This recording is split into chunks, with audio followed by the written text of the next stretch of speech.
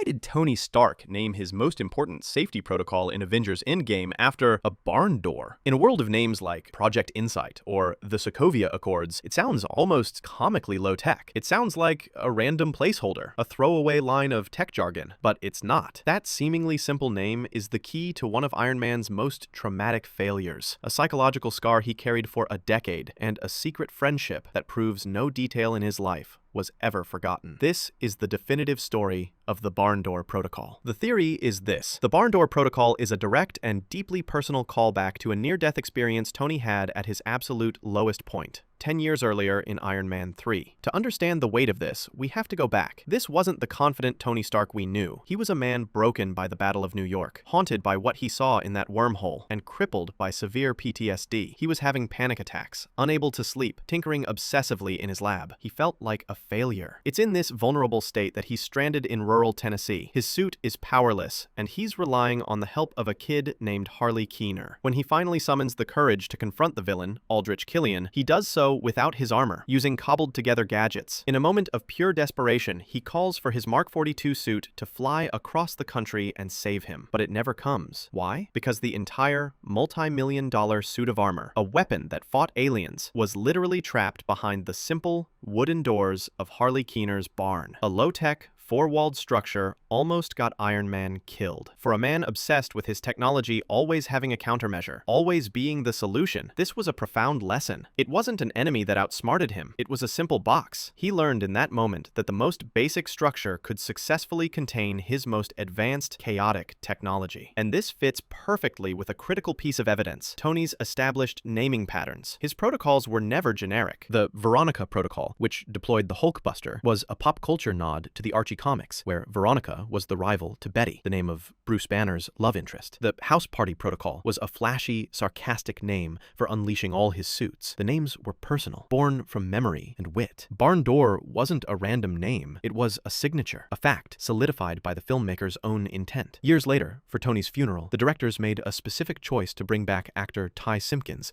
to reprise his role as a teenage Harley Keener. They wanted to close that loop, confirming that Tony's connection to Harley and his experiences in Tennessee were a crucial, unresolved thread in his life story, a thread directly referenced by the protocol's name. So, when the Avengers faced the single most dangerous moment in cosmic history, containing the unimaginable radiation of 6 Infinity Stones snapping half the universe back into existence, what did Tony's PTSD-driven, always preparing mind fall back on? Not some fancy algorithm. He fell back on the memory of the one time his technology was completely, undeniably, and humiliatingly contained.